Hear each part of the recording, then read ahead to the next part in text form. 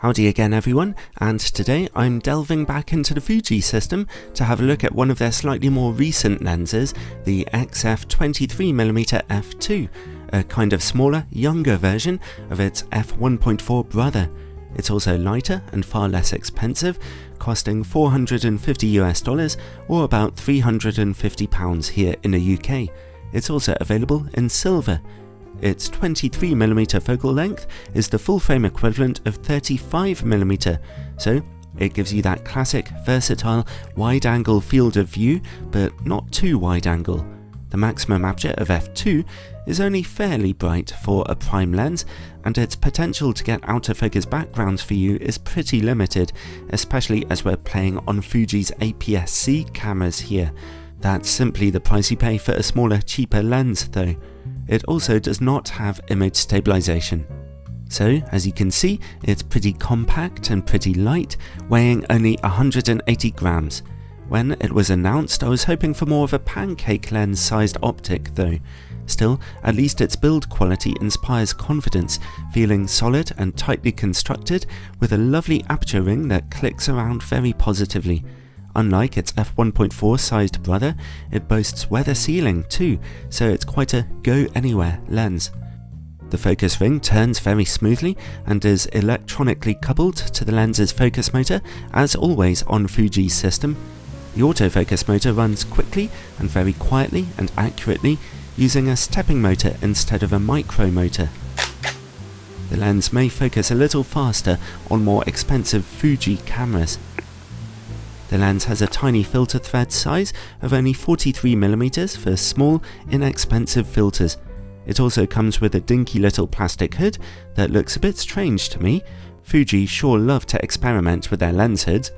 My favourite were the metal ones that came with the 35mm f1.4 and 18mm f2 lenses. Well, anyway, what I'm trying to say is that this lens's build quality is essentially top notch.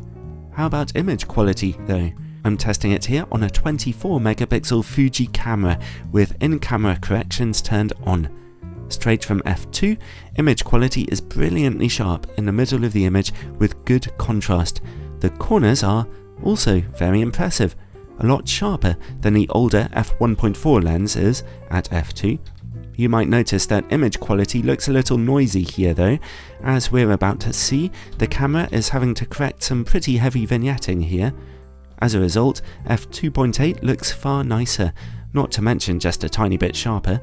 The lens stays this sharp down to f11, where diffraction is finally beginning to cause softness again. So, top marks for image quality here, when shooting at normal distances from your subject. Let's take a look at distortion and vignetting. They're automatically corrected in your Fuji camera, although if you shoot in RAW and use third-party editing software, you can see what's really going on. The good news is that there's very little distortion, which is great, but the bad news is, at f2, those corners are really dark from vignetting. They're slightly better at f2.8 and slightly better again at f4, although all throughout the aperture range you'll always see some vignetting with this lens. This lens can also focus as closely as 22cm to your subject, and that's really good. But what's not so exciting is its close-up image quality, which is simply disastrous at wider apertures. Even stopped down to f4, the image quality is weak. At close distances, you'll have to stop down to f5.6 for decent close-up image quality, and that's pretty disappointing. Next, how does this lens work against bright light? It's a fairly average performance here, almost as good as its f1.4 brother. Bright lights cause some glaring, but not much flaring. Finally, bokeh. It's not particularly easy to get out of focus backgrounds with this lens. When you do, they're not particularly nice to behold. There's some colourful outlining and bittiness on display quite often. Overall, in a lot of ways, this is a great performing lens, and I know it has many happy owners, but personally I did not like it all that much.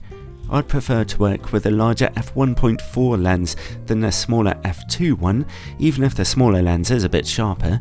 If your priorities are limited to having a lovely small lens for your small Fuji camera that's versatile and performs really well, then this has your name all over it.